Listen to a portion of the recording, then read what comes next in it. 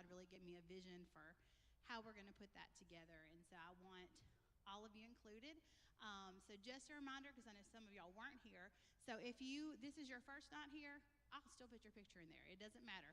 If you haven't been here in 10 years, if you haven't been here in 8 years, but if you've ever came through the doors of Recovery Alive or Celebrate Recovery in the past 10 years, then we want to make sure you're included. Also, if you got married, I know we've got at least one couple towards the back here that have gotten married since they've been at Recovery Alive, and that I don't have a picture of yet either. So we're going to put those in there as well. So if you've gotten married since you've been here at Recovery Alive, maybe you met your spouse while you were on the recovery journey after you got sober, hopefully after 1 year, that's what we recommend. But either way, if you're married and you're doing well, we want to put your picture in there, okay? So send those to me as well. So to our announcements, so pre-service prayer, 6:15 to 6:45, you can just come in here. You don't have to sign up for that. This will be open. You can come in and pray over the service, pray over the needs in your own life, just spend some quiet time with God and worship Him. We'd love to have you come and join us during that time. If you don't have a home church, I love our church. That's why we go to church here. We would love to have you guys join us. So we have church here. 9:30 is our discipleship classes, and then 10:30 is when our service starts. And so we'd love to have you guys join us. If you've never been here on a Sunday, guys, it's a big church. I don't know where to sit. There's a lot of people from Recovery Live that sit over in this section, but people are friendly everywhere. Wherever you sit, you'll be welcome, okay? Saturday nights, we have Victory Nights. That's just down the road at our Victory Center, and that's a really fun night of fellowship, just hanging out, kind of going a little deeper in the Word of God and doing that more in a small group environment. So it's a different vibe than what's here on Thursdays, but it's a really good opportunity to connect. And if you need a safe, sober place to be on a Saturday night, that is your place to go, okay? That's going to be a safe place to connect and hang out with other people. Service. So that's, I think, what tonight's lesson is, right, Brian? Yeah, so tonight's lesson's about service. So be thinking about these things while Brian's speaking tonight. We have places that you can serve. We have our First Impression team that is headed up by Vicki Whaley. So when you walk in these doors, the people that you see, especially Vicki and then her team, that make you feel welcome when you come in the doors, that's headed up by Vicki. And so if you are someone that's naturally drawn to people, you like to talk, you like to get to know new people, that's a great place for you. And even if you're not, Vicki will find you something to do up there and help you get connected. So if that's a place you're interested in serving, let Vicki know and we can get you set up for that. And then we've also got the media team, and I don't remember what else was up there. Sorry, guys. Kitchen, we always need help in the kitchen, whether that's helping cook, helping serve, but especially helping clean up. Robin and Susan have really taken that on, but it's a lot for those two ladies to do all of that. And so if you are willing to help them out, we would love to get you connected with that. And then the prayer team as well, we kind of talked about earlier, coming in to pray. But if you want to be included to pray over special needs and things like that, then you can let us know that as well. All right, so our 10-year celebration, guys, is coming up in just a couple of weeks. And it's hard to believe that we have been doing this for 10 years up here at South Cleveland on this hill. God has blessed us greatly. So we are going to celebrate that. We've got John Eklund speaking. He's the founder of Recovery Alive. If you've been through the process groups, he's the one that wrote the books. And so he's a great speaker, a really great, kind, humble guy. You'll really enjoy hearing him speak, and he'll bring a good message. But that's also the night we're going to have our video. We're going to have some live testimonies that night. So you don't want to miss it. And we want you to invite all your friends. If you know any other recovery homes, recovery groups, send invites to them. Add them on Facebook to our group or message them the link for it. We want as many people as we can to be a part of that and get involved. And please don't forget to send me your pictures. Like I said, this weekend I'm going to start working on that. So if I don't have them by Saturday, I won't be able to include you, okay?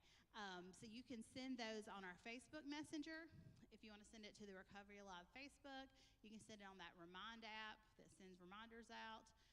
Send it to me through there, or you can send it to me or Brian personally on Facebook as well, and we'll get those included. All right, Brian, coming up next. All right, thanks, guys. All right, guys. Ooh, those lights are bright, but I like it. It's okay. Y'all see me okay? Okay. I can't hardly see you. All right. So, but we're going to just roll with it tonight. My name is Brian. I'm a grateful believer in Jesus tonight, celebrating recovery from addiction and codependency. And I'm happy to be here with you guys tonight, man. Glad you come out. Tonight is a night of celebration. Do y'all like celebrating tonight? Hey, can y'all turn me up just a tad? I can't already hear myself. Also, too, Sarah said, mentioned to me, and this is something we're going to do. Whoa, hey, yes. That's what happens when you grab a microphone. You see what happened, and I moved up like I was performing. Yeah, never mind. One of the things that we're going to do over the next several weeks, and I need you guys' help, okay? We're really going to begin to push our social media, okay? So if you're not adding us on Facebook, man, go to Recovery Alive at South and like the page and stuff like that. We want to generate more and more people coming to the Facebook page. Sarah is helping me out with that. We're starting next week, or actually this week. We want to do a little video, just a very quick video where she's going to ask you, hey, what does Recovery Alive mean to you? And just bam, like 30 seconds, whatever it is, and however long it takes. You can share a little bit of your story, share whatever you feel like indulging in. Okay, it's totally up to you. And so I just need a few people tonight and next week who want to be a part of that. We're going to blast it all over social media, so don't freak out. Okay, so if you want to do that, it goes along with what I'm talking about tonight when it talks about service, you know. We are made overcomers by the blood of the Lamb and the what? The word of our testimony, right? Your story deserves to be told. You may not think so, but your story deserves to be told. So somebody out there who needs to hear what God is doing in your life, right?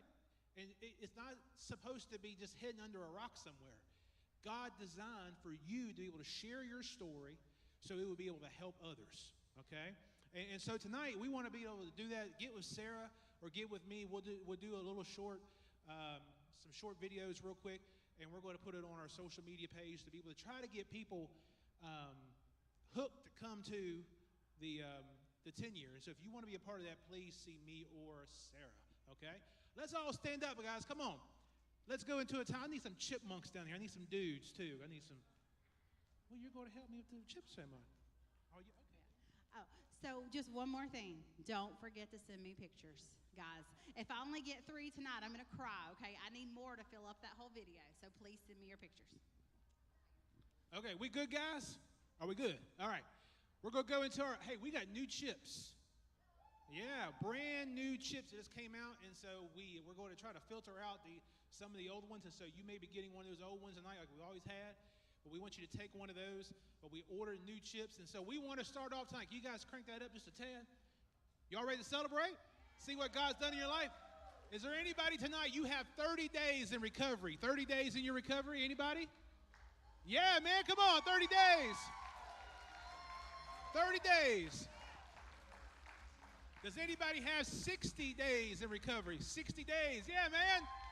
Come on, brother. Does anybody tonight have 90 days? Yeah, there he is. 90 days. Does anybody have 6 months, half a year? 6 months. Woo! 6 months. Anybody have 9 months? 9 months. Almost a year, baby. Almost. Is anybody tonight celebrating 1 year in recovery? Woo! Look at that. Look at that. Hey. That didn't come in the mail here in a couple weeks. Oh, yeah, there you go. She needs that one anyway, she says. We are ordering some of our metal chips, so if you don't have one of those, Wait till the 10 year. We're going to celebrate with you. We're ordering some right now. But give it up for her 1 year in recovery. That's a big deal, man. That's a very big deal. Does anybody have 2 years in recovery? 2 years right now? 2? Keep coming back. Keep on coming back. 3 years. Anybody? Yeah, look at here. Come on, Leah. 3 years. Anybody have 4 years right now? 4 years in your recovery? There we go.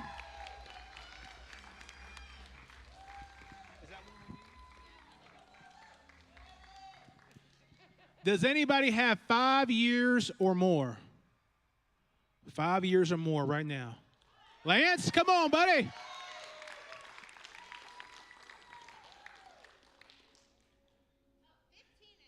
15 and 20, Lance says. Lance, I'll get you one, buddy. I got you. I got to order them. Is there anybody here tonight? We may not have a chip for it, but does anybody have like 20 or more years right now in recovery? Anybody at all? Mike, how long you have, buddy? You forgot? You forgot? I remember that day like it was yesterday. Come on, Mike. Has it been about 40 years? I ain't trying to tell you age or nothing, Mike. Been a while, he says. Ain't that awesome?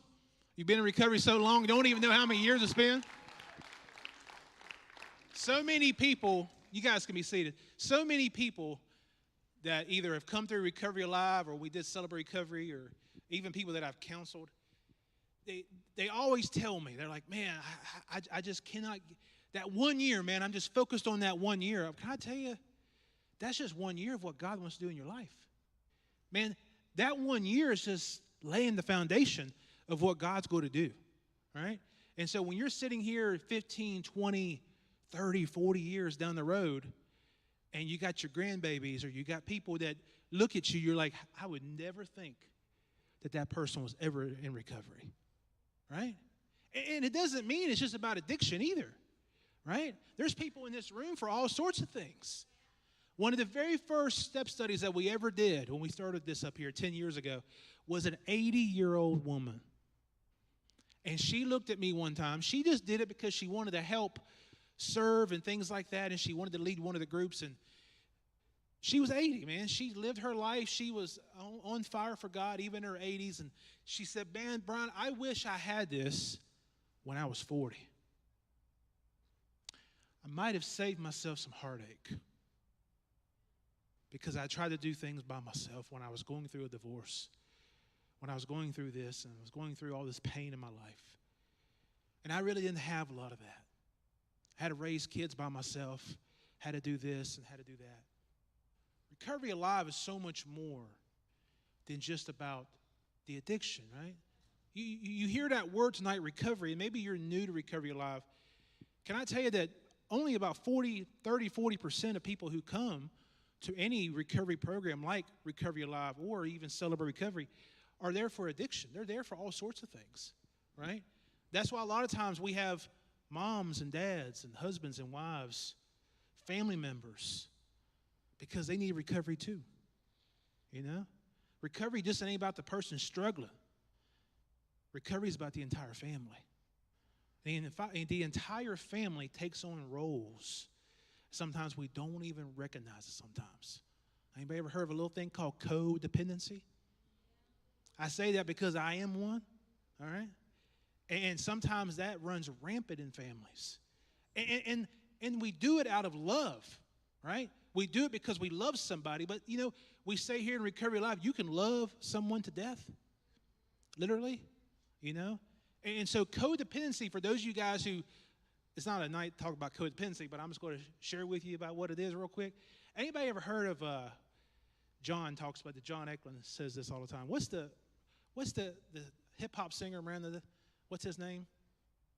Bruno Mars. There you go. I should know that. There's a song that he had several years ago called Grenade. If you want to know what codependency is, listen to that song. That is a codependence motto from start to finish. Think about it. I'm going to start singing it here in just a second, and you're going to know what I'm talking about. He says, I jump on a grenade for you. I'd lay my head on a blade for you. What else did he say, Miranda? I jump in front of a train for you. But you know what? You won't do the same. That's a codependent. That person's willing to die for this person over here to love them. I'm serious, y'all. I know, because you want to know why I'm laughing at that? I'm not laughing at you if that's what, I'm laughing at myself. I'm serious. I'm in an online process group right now with a bunch of pastors. And one of the things that I've learned about pastors real quick is a lot of pastors are codependent. Okay? And I know one of the things I talked about with a good mentor of mine the other day, I was talking to him because I was going over some of the material. I was a little behind. And he mentioned these words. He said, "You ever notice that some people will go through absolute hell just to get somebody to say they love them?" Think about that for a second, guys. You see how this is so much more than just about addiction? The addiction is just a symptom of it. Man, everything is so much deeper than what we really think it is. So maybe tonight you're here tonight for addiction, and that's what everybody sees on the surface. You hear me? That's what everybody sees up top. That's why people can look at you sometimes and tell that person may be on drugs. That's why a lot of times they see you in the Just Busted in Bradley County, and they see that picture in there, and they say, he's on drugs or she's on drugs, right? Trust me, I work with probation and parole. I see the arrest record every day. So if you ever get arrested, Brian knows. I know within the hour, okay? You ain't fooling me. But we see all that on the surface, but when people come sometimes into our church or they come into Recovery Alive, you may see that on the surface, but what you don't see underneath is someone who's struggling with so much more than just the addiction. You got someone who's dealing with possible trauma. You got someone who's dealing with a mom or a dad who may have never loved them. You're looking at a guy or a gal who's been stomped on, betrayed, and has low self-worth and doesn't know how to forgive and holding on to bitterness in their life. Self-hatred, grief, codependency, anger, all these things that are underneath the surface. I'm not good enough. I'll never be good enough because that's what the world tells me I am. Recovery Alive is so much more than just about the addiction, right? And so what I've learned being in recovery myself, I'm grateful that I'm sober. But let me tell you something, and I'm like Mike. I have years in recovery. But let me tell you something. I've seen people, because they didn't check this stuff, that when times got rough, like a pandemic, when a family member dies, when another family member dies, and another one dies, all of a sudden you find yourself vulnerable if you're not working your recovery. If you say to yourself, "Hey, I'm tired today. I really don't want to go to Recovery Alive. I'm tired tonight. I really don't want to go to church. I really don't want to serve. I'm just going to stay back here in the background." Can I tell you that's one of the lies of the enemy is to get you by yourself? Because as long as he can get you by yourself, he can say anything he wants to you. Well, you know you shouldn't go back to Recovery Alive. You know when you walk in there, people are going to look at you and say, "Where have you been?" I'm going to say that to you, but I'm going to say that to you in a loving way because I love you. Listen. You need to understand, walking through your recovery journey, because we're coming up tonight on step 12. And if you're not careful, you'll overlook this process. You'll overlook this principle that we're about to teach this month about service. You guys will put that up on the screen for me. Step 12 talks about having a spiritual experience as a result of these steps. We try to carry this message out to others and practice these principles in all of our affairs. Listen to what Jesus said in Matthew 28. He said, "Therefore go." Don't stay, go. Therefore, go and make disciples of all nations, baptizing them in the name of the Father, the Son, and the Holy Spirit. Jesus was not saying for you to sit on your rear end and not do anything. He said, go. It bothers me sometimes when we have too many churches in our world who just like to sit and they don't want to go. It's easy to get people to sit here and say, well, we just need to get people into the church. That's easy to say that. But sometimes you need to go where people are instead of where you want them to be. That makes sense? And so where you want them to be may be in a church building like this. But can I tell you, there's some people that you're going to talk to that may never step into a church building.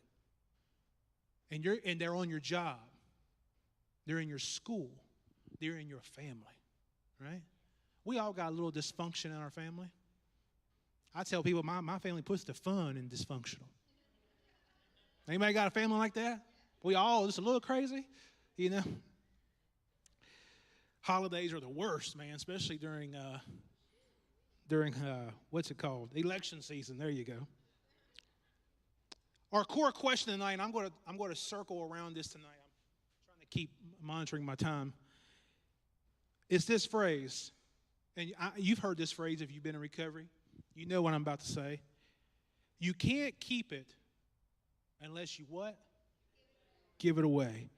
What does that phrase mean to you? What is that phrase, you can't keep it unless you give it away? For some, you know, it's a hard concept to comprehend, but it is vital for our recovery tonight of learning what true service really is. You see, service is a vital part of your spiritual growth tonight. It's vital. If we remain, listen to this, if we remain in a posture of receiving and refuse to contribute to the broken and lost condition of those around us, we will find ourselves slipping back into the state of selfishness worse than where we ever started.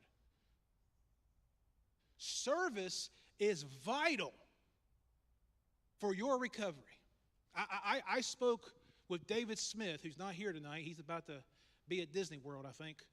And I spoke to David a few years ago, and I told him, I said, David, let's have a real good conversation about this. I said, from guys who graduated the 180 Center, a year-long live-in recovery program, how many of those guys that when they get out and they don't get grounded and they don't get involved and they don't begin to serve and they don't begin to do those, how many of those do you see often slip back or may even come back to the 180 Center? He said, bro,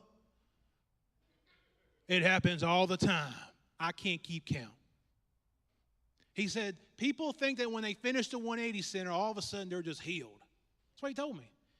He said, but those who get involved, those who get planted in a church, whether it's here or elsewhere, wherever they come from, those people who get involved and get planted real quick when they go back, they start serving at their church. They may just start being a greeter in the front. They may help with an outreach ministry. They may even start their own recovery program. They may help out by teaching a Sunday school class. They may even start preaching. Whatever the case is, when they get involved, they stop thinking about themselves. They stop thinking about their self-centeredness. You see, that's what this process is all about. It's not for you just to hold and just keep away and just keep it in the back somewhere. God didn't save you just for you to keep it. He called you to go back into hell and free people. He called you to go to those places to be able to bring people back out, just like how he's done with you. Now, I would wait a little bit before you do that. If you've been clean from drugs and alcohol for 3 months, don't go back down some of those streets. Think. I did that one time. I'd been sober for about 3 months, and I was about to come down to Cleveland. But before I come to Cleveland, though, I had one mission. I was on fire. I was zealous, and I was passionate. I told myself one day, I had this fire burning inside of me. I said, I'm going to go down to that crack house. I'm going to bust that door open in the name of Jesus. And I'm going to lead all my friends to Jesus.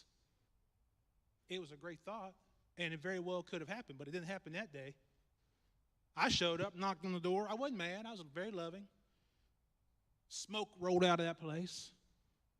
They're like, Brian, we haven't seen you in a while. I walk in, I sit down. These are guys, these are guys I had since kindergarten, okay? We grew up in a town of about 2,000 people. We've met, okay? We knew each other. We played football with each other. We ran the playgrounds together. And I'm sitting there in this room with about 4 or 5 guys that I did drugs with, that I would drink with almost on a daily basis. And I was sitting there and I kept looking at them as I was watching the TV.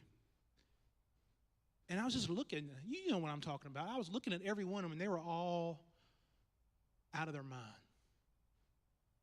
And I sat there for maybe 5 minutes. And this is what I heard the Holy Spirit speak to me in my heart. Go. You've made your point. Get up and walk out. I got the heck out of Dodge. And I didn't turn back. Now, you may be saying, well, Brian, didn't God tell you to get him saved? Well, possibly. But can I tell you, just a few short years later, one of those friends came to me after he was in a severe car accident, nearly took his life, was in a coma. I called at Ruby Memorial Hospital in West Virginia, talked to his dad to check on him because I loved him. He was a good friend of mine. He nearly died. He's alive today. But he reached out to me, maybe on Facebook or something back then, about 15 years ago. He said, Brian, I feel like I can talk to you about this. He began to talk to me about his doubts and his fears about serving God. He said, I believe that God kept me alive in that wreck for a reason. Now, here's what I noticed. He would never say that in front of all of our friends. But he said it to me. And privately, I helped him to navigate. Today, that man is sober. He's got kids. He's got a beautiful wife. He coaches football back in West Virginia. And so what I'm saying is, if you've been sober for a short time, don't go walk down those streets again. Don't go back there just yet. God is going to do something in you. He's going to fill you with his Holy Spirit. And when he does, you will be his witness. And sometimes you don't have to go to those streets. Sometimes they come to you. All right? So, it's all about service. It's not meant for you to keep it to yourself. God did a miracle in your life so that you just don't have to bottle up and keep it to yourself. It's those kind of behaviors and thinking that gets us into issues in the first place. God says it is better, just what Jesus said, it is better to give than it is to receive. That sounds crazy, doesn't it? It is better to give than it is to receive. Listen to what Mark 9:35 says. Jesus says this, if any one of you wants to be first, then you must be last. If you want to be first, you must be last. Jesus is talking all about service. He's always talking about giving up of yourself, dying to yourself. One of the saddest things that I've seen in Recovery Alive of doing this for 10 years is people who come here for a short time, and I'm saying this lovingly, trust me. They finish a process group. They do all these things, and all of a sudden they come to this step, and they say, I'm good. I'm just going to go and do my own thing. And that's fine if you go get planted somewhere. But if you just leave out of here and think that that's all there is, and I'm healed all of a sudden, and I'm good, my friend, that's not recovery. And I'm telling you what's going to happen is if you don't find yourself serving somewhere, whether it's here, whether it's at your church, or whatever it is, you're going to find yourself being tangled up by the enemy, just like I mentioned a few minutes ago, because you will be all by yourself. Then all of a sudden a pandemic happens, and you're really by yourself. You know how many people I've seen in 2020 that relapsed? a lot. Went to too many funerals. It hit us like we never expected, right? And all of a sudden you see people dying. You see people not working their recovery. It was like one big perfect storm. I got friends of mine right now that used to come to this ministry that I see in Walmart. I love them. And they feel like everybody's going to judge them. And that is the furthest from the truth. They're believing the lies of the enemy, and that's what happens. He will take you to a place if you don't find yourself serving and getting involved and getting planted. Can I tell you that Recovery Alive is a place for you to get planted? South Cleveland, if you're not attending a church, is a place for you to get planted. I want to share my heart with you just for a second, okay? I didn't know if I was going to share this tonight, but I'm just going to share it.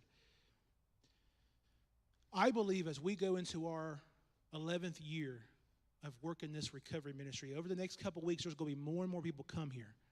Here's why. School's back in session. Summer's over. I hate summer sometimes doing ministry. All y'all go on vacations and take y'all's kids to Wilderness at the Smokies and all that stuff. That's all great.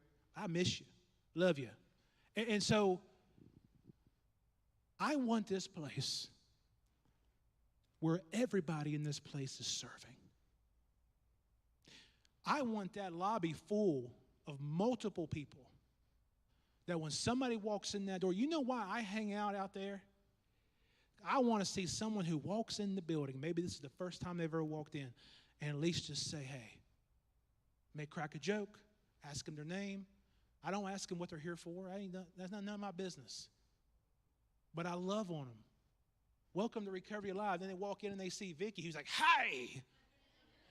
So you get it all together, right? Listen, I want about 4 or 5 people in that lobby at all times. I want about 2 people back here in Roberts Hall. So that when people walk from there to there, let me tell you something, from that lobby to that room right there is a long walk in here.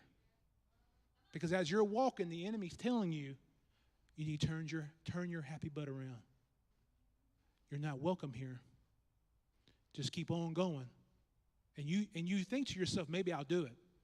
But then you get back there and you meet somebody else who sits down with you at your table. People that it's intentional.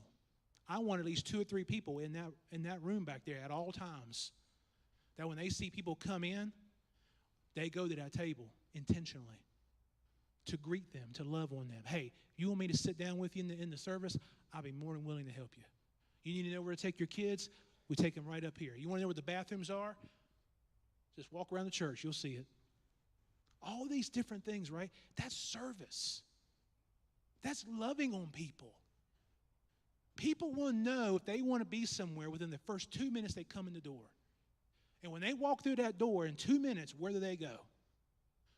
Right there and all the way down here, where they walk into the sanctuary. If you're in the sanctuary, you see somebody walk in, greet them. Listen to me. What I'm trying to do tonight is build a culture. If somebody is sitting at a table in Roberts Hall by themselves, that is a tragedy. Hear me. That is a tragedy, and it should never happen. Now, has it happened? Yes. But it doesn't need to be.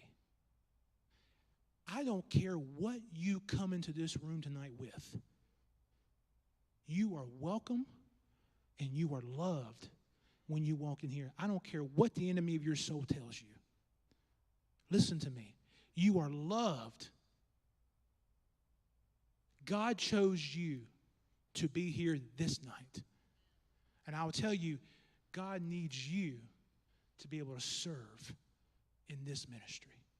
God needs you here. Let me give you quickly 2 reasons why I feel that people don't choose to serve, right? One is a little word that's not going to be, some people ain't going to like this, entitlement. Some people don't want to serve because of entitlement. Well, I'm not going to take out the trash. I am not going to wash a dish. I'm not going to sweep the floor. I've got better things to do in my recovery. You laugh, but that's the way people sound. I'm dead serious. Listen, when we first started, I was thinking about this today. When we first started Celebrate Recovery 10 years ago, the first night we ever launched, there's literally like 5 to 10 people here. You know who cooked the meal that night? Me, Russell, Vicky, Sonia, and maybe Miranda. I'm joking. She's like, I can't cook. No, I'm joking. I'm going to get slapped tonight. But we did it. We did it for weeks, for months. Sometimes we still do it. We took out the trash. You know how much it stinks to carry, and we used to have a lot more people coming at the time before COVID. I had to have 2 big old trash cans that I wheeled out there to that trash dumpster out there. And I was 350 pounds, and I thought I was all that and a bag of chips. And I remember I would take that trash bag, and this trash had food and soda. I call it pop, had all kinds of pop in it, and all this. And all of a sudden, I didn't realize there was a sliding door right there. I could just slide it right in. I tried to throw it. I mean, I thought I was a strong fella, but I was a big old fat fella, and I couldn't get that momentum.